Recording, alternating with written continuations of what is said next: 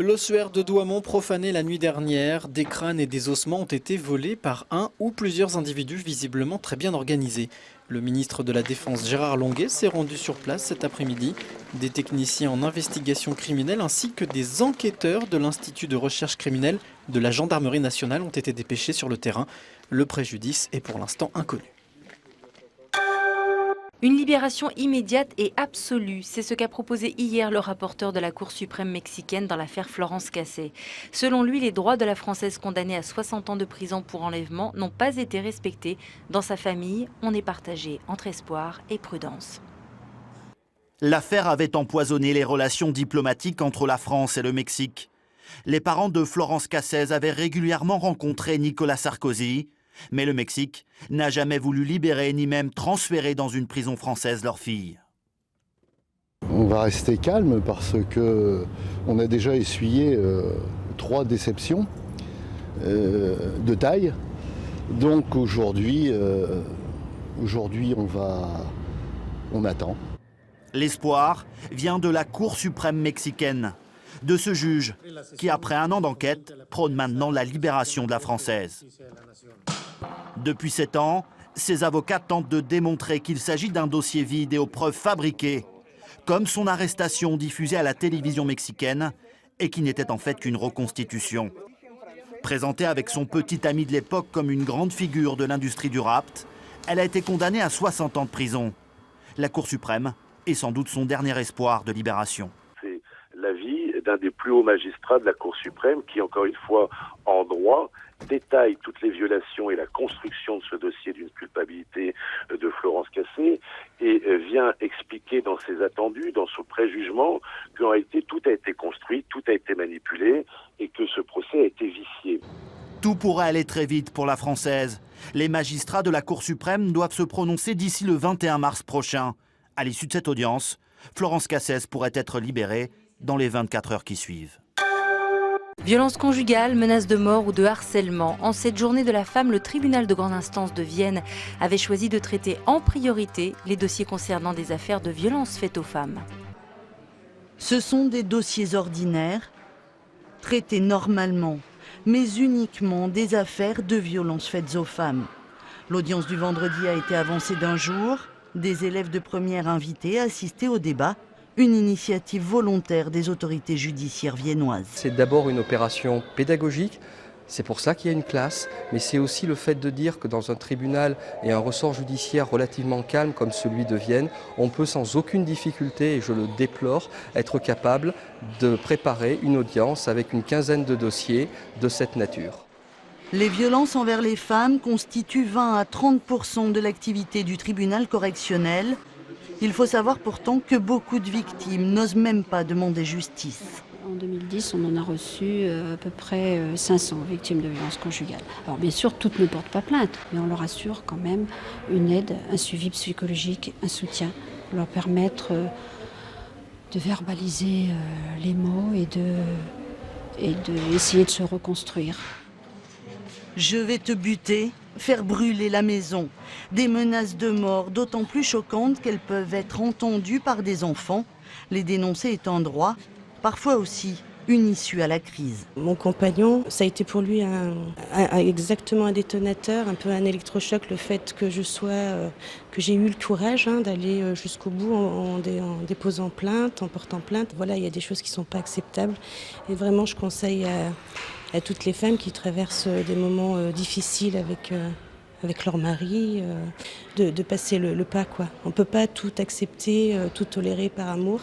Au père de ses enfants, le tribunal a ordonné de poursuivre les soins qu'il avait de lui-même entamés. Sursis et mise à l'épreuve, ce sont pour beaucoup des peines d'avertissement qui ont été prononcées, pas plus sévères que d'habitude, mais ce jeudi peut-être qu'elles marqueront mieux les esprits.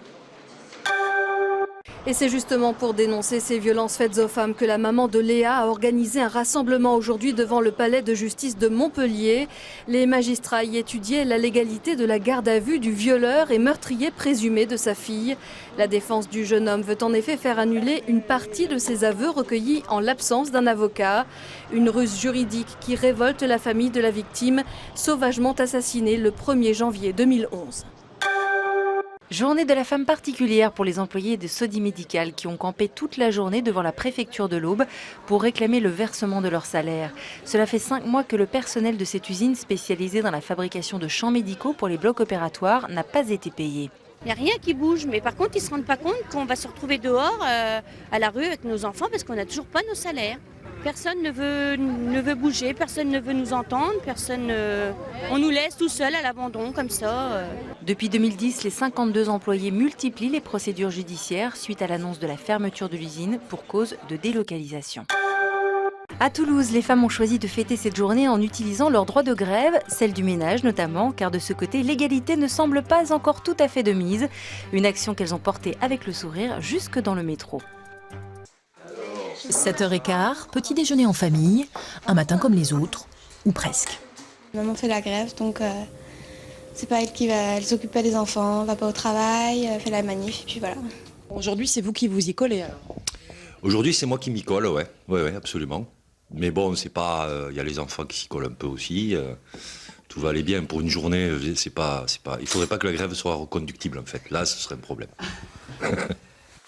La règle du jeu est presque simple. Aujourd'hui, les femmes se reposent et les hommes disposent.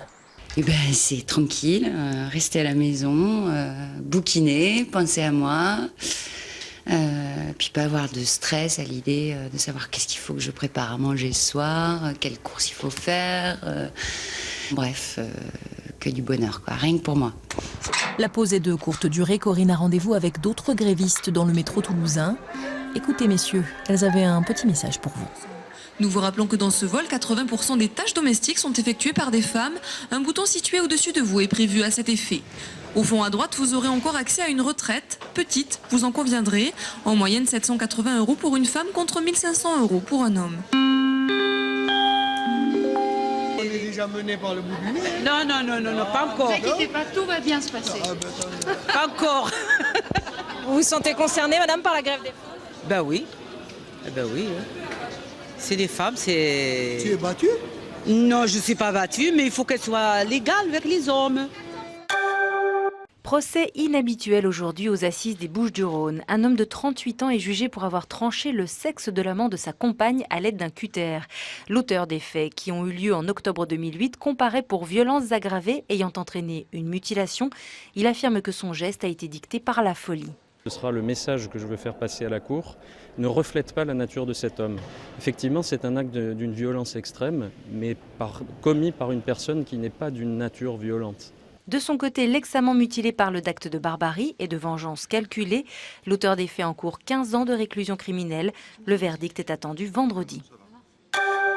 L'évacuation de toute personne, tout véhicule, tout bien meuble occupant sans droit les installations et terrains de la requérante et l'accès aux dites installations. Voilà. Et alors ? Ça veut dire qu'il faut qu'on vous demande de partir. Après plusieurs jours de barrage à l'accès aux locaux d'ArcelorMittal à Florange, la direction de la Syrie, accompagnée d'une trentaine de vigiles, a repris possession de ses bureaux. Hier, le tribunal de grande instance de Thionville avait autorisé l'intervention de la force publique pour lever les piquets de grève qui paralysaient partiellement l'activité des sites d'approvisionnement et d'expédition de la Syrie. Le procès en appel du crash du Concorde qui avait fait 113 morts en juillet 2000 à Gonesse a commencé aujourd'hui à Versailles. Mais cet après-midi, l'audience a été suspendue temporairement. La cour d'appel devant statuer sur la demande de renvoi pour raison médicale faite par la défense d'un des prévenus. Ingénieurs, mécaniciens, compagnie aérienne, au total, ils sont 6 prévenus à être rejugés dans ce drame où chacun se renvoie les responsabilités. Qui est responsable de la catastrophe du Concorde ? 12 ans après le drame, la Cour d'appel va à nouveau se pencher sur le dossier. Lors du premier procès, seule la responsabilité de la compagnie américaine Continental Airlines avait été retenue. De l'avis des experts et des juges, c'est bien cette lamelle métallique qui s'est détachée d'un DC-10 de Continental Airlines qui a provoqué l'accident. La pièce défectueuse tombée sur la piste aurait provoqué l'éclatement du pneu du Concorde, puis l'incendie des réservoirs du supersonique, une thèse contestée par la défense. Dès lors que le feu avait déjà pris avant de rencontrer cette lamelle, le crash était inéluctable et Continental n'y était pour rien. Il faut savoir, dans le monde aéronautique, personne ne veut croire qu'une simple lamelle de fer peut causer un crash. C'est donc qu'il y avait une autre cause. Cette autre cause, on a 18 témoins qui la démontrent. 6 prévenus sont renvoyés dans ce second procès. 3 Américains et 3 Français, anciens responsables du programme Concorde et de l'aviation civile qui avaient été relaxés en première instance. Leurs avocats contestent le bien-fondé de ce procès en appel. Toute catastrophe n'est pas génératrice d'un procès pénal. Et une catastrophe aérienne encore moins que les autres, et ce n'est pas traité comme ça dans les 90% des démocraties. Le procès est prévu pour durer jusqu'au mois de mai s'il n'est pas renvoyé. Les avocats de la défense veulent en effet poser une question prioritaire de constitutionnalité dès l'ouverture des débats. Crise, vous avez dit crise, malgré la situation économique dite compliquée, il n'y a jamais eu autant de milliardaires sur la planète. Et parmi les rendez-vous préférés des grandes fortunes de ce monde, le salon de l'auto à Genève. Ambiance. La crise ? Quelle crise ? À Genève cette année, les véhicules très haut de gamme n'ont jamais été aussi présents.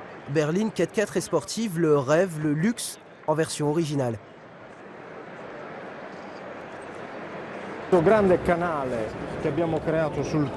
Ce grand canal que nous avons creusé sur le capot de la voiture crée un flux d'air qui plonge ensuite sur les flancs. Et cela crée une sculpture originale très reconnaissable. C'est la caractéristique de ce modèle. Quand je parle de lien étroit entre la forme et la fonction, c'est du design au premier sens du terme.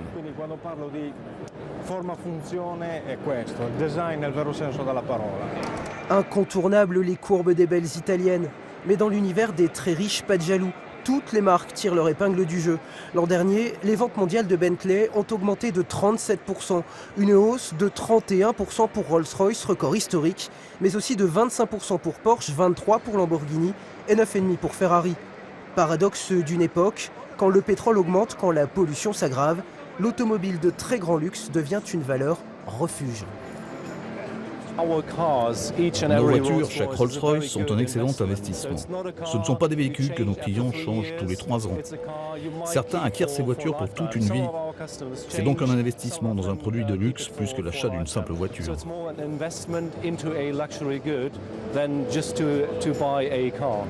À 550 000 € pièce, l'investissement n'est pas ouvert à toutes les bourses. Mais à ce prix-là, la laine d'agneau fait office de tapis, le cachemire recouvre l'habitacle, des petites intentions insoupçonnées. Car pour continuer à se développer, le grand luxe doit évoluer, écouter ses nouveaux clients, à l'Est notamment. Résultat, des coloris un peu clinquants et des formes étonnantes. Bentley par exemple, l'anglais spécialiste des coupés racés, présente à Genève un 4x4 aussi élégant qu'un char d'assaut. On a aujourd'hui des demandes fortes en provenance de marchés importants, particulièrement l'Asie, mais aussi le Moyen-Orient, les États-Unis, où ce type de véhicule, le SUV, est extrêmement apprécié. On a pu le voir avec le succès de nos collègues Land Rover ou Porsche, par exemple. Hors d'Europe, le luxe n'a plus de limite. Et la championne des superlatifs, c'est elle, la Bugatti Veyron Supersport. 1200 chevaux, 1 600 000 € hors taxe. Mais pas la peine de rêver, tous les exemplaires sont déjà vendus. À partir du 17 mars, à l'abbaye de Saint-Vaast à Arras, à découvrir une collection de carrosses, des véhicules ayant transporté Napoléon, Charles X ou encore Louis XVIII. Ils n'ont jamais quitté le château de Versailles, sauf pour cette exposition. Le carrosse de la victoire, témoin privilégié du mariage de Napoléon Ier et de Marie-Louise d'Autriche en 1810, ce colosse se manie avec prudence. L'une des 8 berlines présentées à Arras vient de rouler pour la première fois depuis un siècle et demi. Un trésor visible seulement quelques secondes avant son entrée dans une salle d'exposition préservée des curieux. Il faut bien protéger l'inestimable antiquité des ravages du temps. Ce sont des objets qui sont devenus fragiles à cause de leur ancienneté et puis aussi le fait que leurs matériaux ont vieilli et se sont fragilisés. Donc il faut les manipuler avec précaution. Aujourd'hui, on ne pourrait plus les atteler, par exemple. La force des chevaux ferait qu'on les abîmerait. Leur fragilité n'a d'égal que leur beauté. Véhicule d'apparat devenu œuvre d'art jusqu'ici entreposé dans un coin sombre du château de Versailles. Ces carrosses reviennent en pleine lumière dans quelques jours. Patience. L'abbaye de Saint-Vaast se sera transformée pendant des mois pour accueillir les prestigieux vestiges de l'Empire. Un privilège qui aura coûté 1 600 000 €. Il y a un côté tour de force qu'on avait envie et défi qu'on avait envie de relever aussi. Et Arras l'a relevé aussi en faisant des travaux considérables dans son musée, en l'équipant de monts de charge, qui fait qu'aujourd'hui, on peut dire que le musée d'Arras dispose d'un espace d'exposition remarquable. Carrosse du Sacre de Charles X ou corbillard de Louis XVIII, Arras s'offre une déclinaison originale de l'histoire de France. Tout de suite, l'édition des locales après la météo.